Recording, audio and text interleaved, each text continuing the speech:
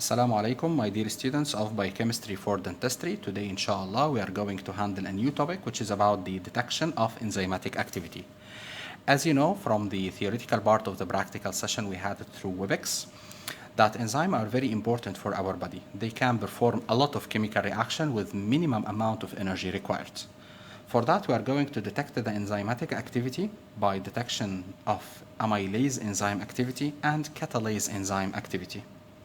For the amylase enzyme activity, we will do a very nice and amusing experiment by preparing, first of all, nutrient agar solution. Then we are going to mix it with starch solution. Then we are going to pour it inside a plate. These plates are actually Petri dishes, exactly like this one. Okay, so when we put the mixture inside the plate, later on we put it in the refrigerator, so we will have a solidified media of the agar, like this one. Okay, later on we will use the swabs, the oral swabs, okay, to take a sample from our oral cavity, and then we will draw certain shape or structure inside this plate. Let's say I will draw the letter R, okay? But I have to make sure that I will not engrave inside the plate. No, I will just with very fine touch try to draw it on the outer surface of the plate. Later on, what will happen? The saliva from my oral cavity is going to react with the starch, and it will degrade the longest chain starch into smaller fragments. These smaller fragments will not be able to react with iodine to produce blue solution. So later on, when I try to spray this plate with iodine solution, I will find that the entire plate becomes blue, except the small area around the contour of the R letter I just draw on the plate. I will find it with very faint blue color or even without blue color. This indicates that the saliva enzyme from my oral cavity, it degraded the starch granules on the contour of the R letter. Okay. Next experiment, we are going to detect the catalase enzyme in the plant. How we are going to detect that? By very simple reaction. We know that hydrogen peroxide, H2O2, if it would be subjected to the effect of catalase enzyme, it will be converted into water, H2O, plus bubbles of oxygen. These bubbles of oxygen, it will appear on the outer surface of the fruit or vegetable we are going to use. So if I see the bubbling, it means there is oxygen bubbling, it means there is catalase enzyme activity. Okay, for the first part of this experiment, we will get a clean test tube, and inside this test tube, I will place a small tuber of potato. Then I will cover up with hydrogen peroxide. I will find that there is a bubbling around the potato tube. It means that this potato have catalase enzyme, and this catalase enzyme convert the surrounding hydrogen peroxide into water and oxygen bubble. Now I'm going to detect or test the effect of temperature on the catalase enzyme. How I'm going to do that? With the same procedure, but first of all I will get a test tube and I will place inside it a small piece of potato tuber. Then I'm going to put a distilled water. Then I'm going to heat it using the hot plate, and then later on I will add a few drops of H2O2. We expect when we add H2O2 that the bubbling will occur, but actually it will not occur because the high temperature resulted in denaturation of the catalase enzyme, so it does not function anymore. So we will not find a bubble here anyway. Okay, so let's go to the next part of the experiment. We are going to detect another factor that may affect the catalase enzyme activity, which is the effect of pH. How we are going to do that? Simply, we will take a test tube, and inside the test tube we will place once again the piece of potato. Then we will add HCl solution. This HCl solution will result in denaturation of the protein, which is the catalase enzyme we have inside the potato. Okay, later on, once again, I have to add H2O2, hydrogen peroxide, to test if there is any catalase enzyme can convert this hydrogen peroxide into oxygen or not. I will find that there is no oxygen bubbling will be emerged. It means the catalase enzyme is deactivated by the effect of acidic pH. The same scenario, we can do it with the basic pH. Okay, later we will do a test to detect the effect of heavy metals. And the heavy metal we are going to use today, it is lead in the form of lead acetate. Once again, we will get a new test tube and we will place a new tuber of potato. Then we will put lead acetate and we will allow it to react. Later, we will add H2O2, hydrogen peroxide, and wait for the bubble. We will find that there is no bubbling emerging. It means that the catalase enzyme become denaturated by the effect of heavy metal. So that's all for the introduction for today's experiment. So now we are going to proceed with the practical part and we will find out what will be the result of that experiment. So please stay with me.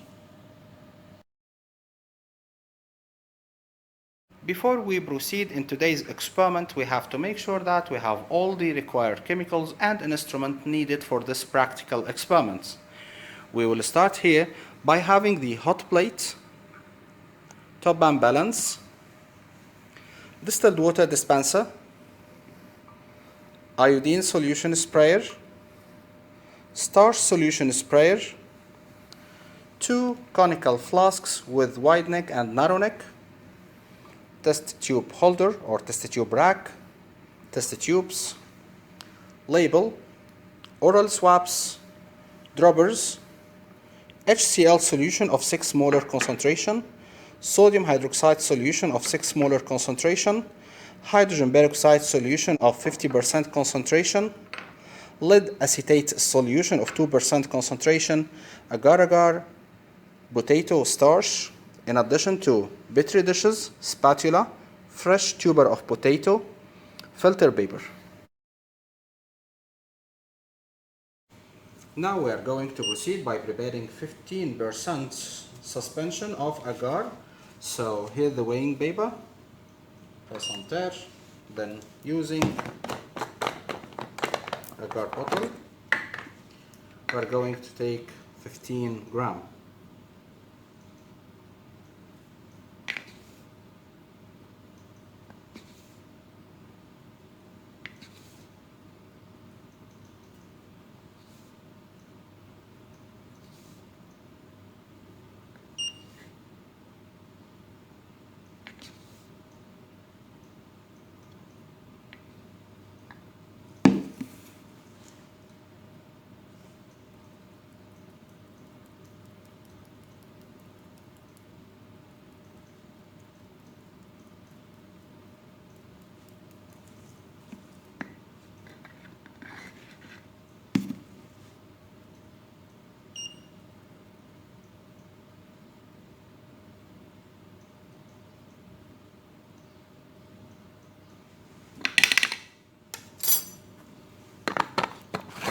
Now we are going to take that agar and place it inside the conical flask.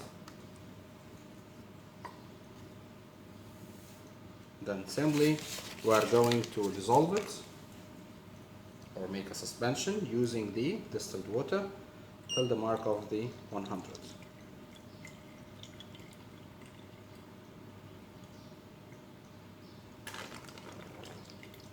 Of course, this type of preparation is qualitative, so we are not to take the exact amount as we want to dissolve or make a suspension of that agar solution. Now we are going to place it here on the hot plate. Then we have just to heat it to enhance the solubility. And then we are going to proceed with the next step. Now we are going to proceed by preparing starch suspension.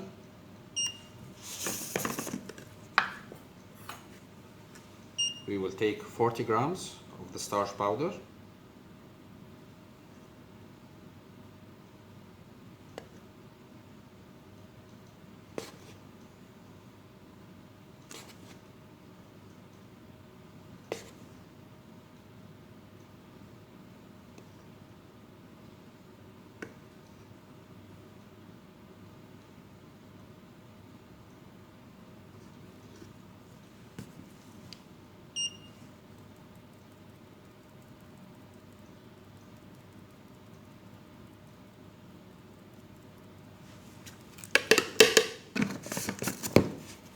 So now we took the needed amount of starch.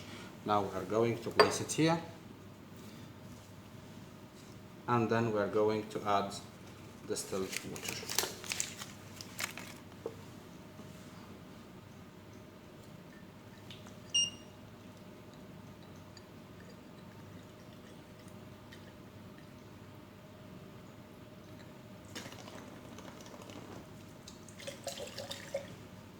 We have to make sure that there is no paste remain adhered to the bottom of the flask.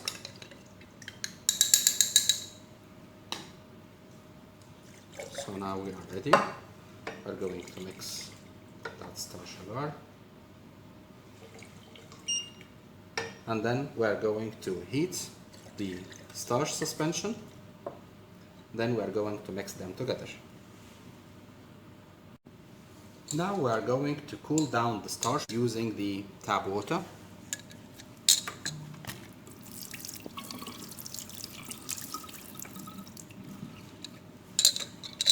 Then we are going to add the agar-agar to that suspension.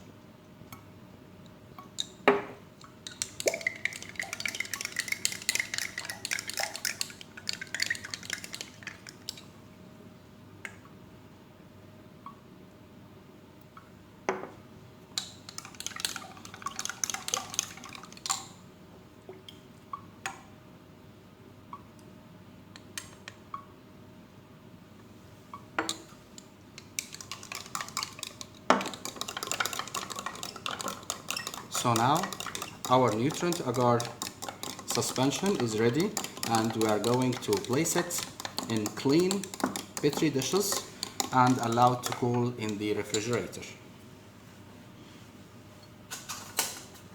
So here's our Petri dishes.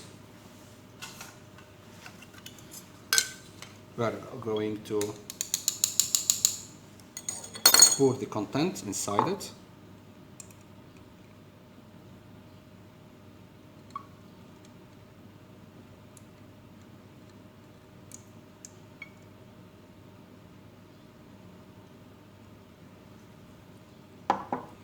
And then we will do the same for the rest of the plates.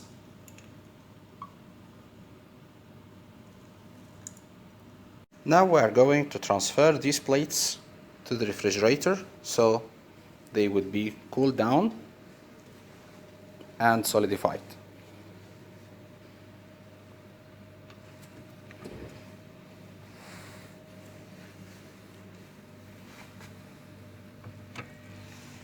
Okay, now we have the starch plate after being solidified in the refrigerator.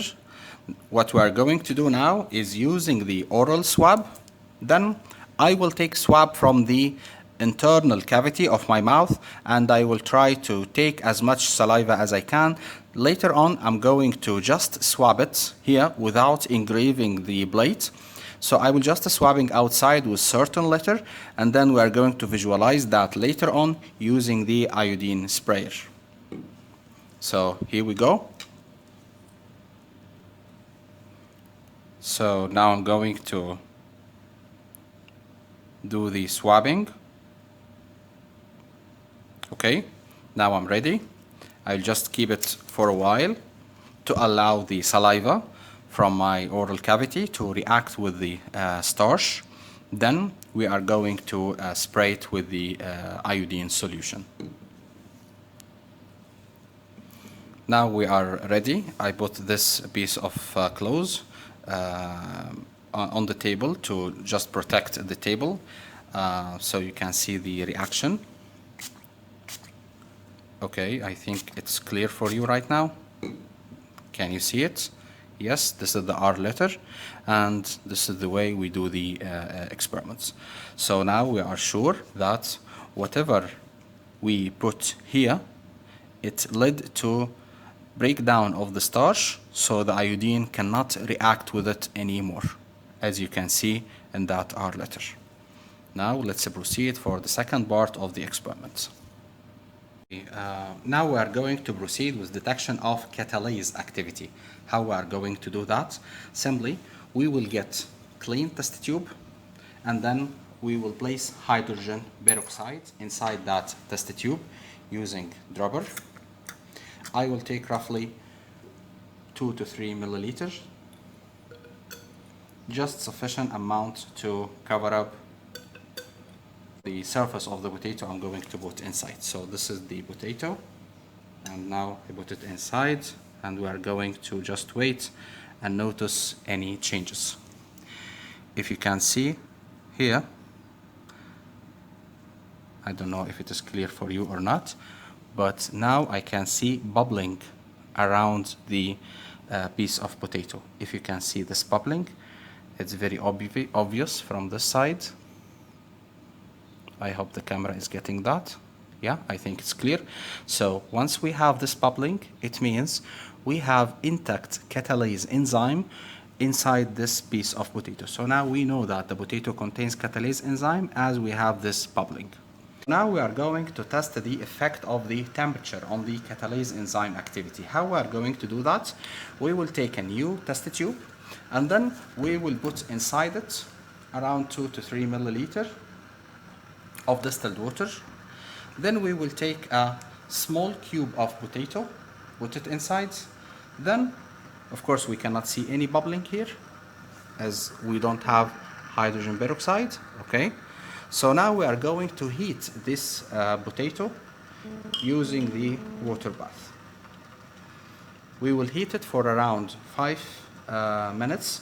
So to make sure that the temperature inside the test tube is high and the enzyme, catalase enzyme, is denaturated and will not function. Later, we are going to test that by using again hydrogen peroxide.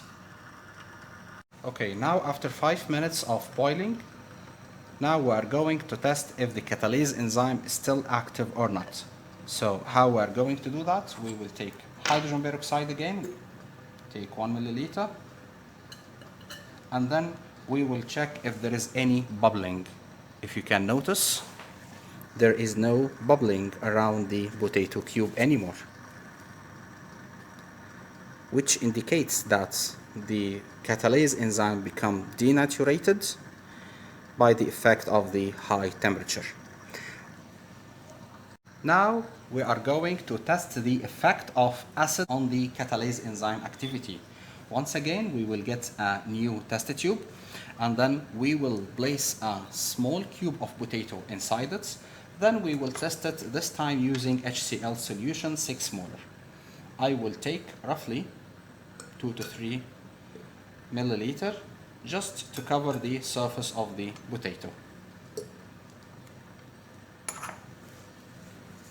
Now we have to wait and observe if there is any bubbling activity. I can see that there is no bubbling around the potato cube. Okay, so now we are going to test that using the hydrogen peroxide. So we will take from hydrogen peroxide around 1 or 2 milliliter. And then we will check if there is any bubbling around that potato cube. You will find that there is no bubbling around the potato cube, which indicates that the catalase enzyme is inactive by the effect of the HCl solution, the hydrochloric acid solution we just used. Okay, now we are going to test the effect of heavy metals, lead acetate, on the activity of the catalase enzyme. So we will get a new test tube, and then we will put a small cube of potato inside it. Then we are going to add a few amount of distilled water. Then we are going to add 1 milliliter of lead acetate. Of course, lead acetate, the color of lead acetate may result in bad visibility of the experiment results, but we will try just to add a few drops to prevent such effects. Now we are going to mix it well to ensure that the lead acetate, or the lead exactly, inhibited or blocked the effect of the enzyme. Now I'm going to add hydrogen peroxide, around 1 milliliter, and find out if there is any bubbling. If you can notice, there is no bubbling around the potato cube. There is no bubbling around the potato cube. So that indicates that lead acetate resulted in inhibition of the catalase enzyme activity of the potato. Okay. So now we are done with the catalase experiments, and we are going back to our worksheet to draw the final conclusion. Okay, as a conclusion of today's experiment, we found that after performing the test for the amylase enzyme, that's the R letter, whereas there is a saliva from my oral cavity, actually it reacted with the starch and resulted in degradation of the starch chain into smaller fragment which will not be able to react with iodine. So we know that the saliva in my oral cavity, it contains amylase enzyme because this is the only enzyme that can degrade the starch granule inside my oral cavity. And then we tested the activity of catalase enzyme, and we tested the factors that will affect the catalase enzyme activity, like here what we have in heating, there is no bubbling, and when we add the heavy metal like lead acetate, and of course after the effect of heating there is no bubbling. So all these factors, which are the temperature, the pH, and the heavy metals, all of them are factors that will result in denaturation of the enzyme, because we know that enzymes are protein in nature, so they will not function well. So that's all for today's experiment. Hope you enjoyed it, and see you inshallah in the next experiment. Assalamu alaikum.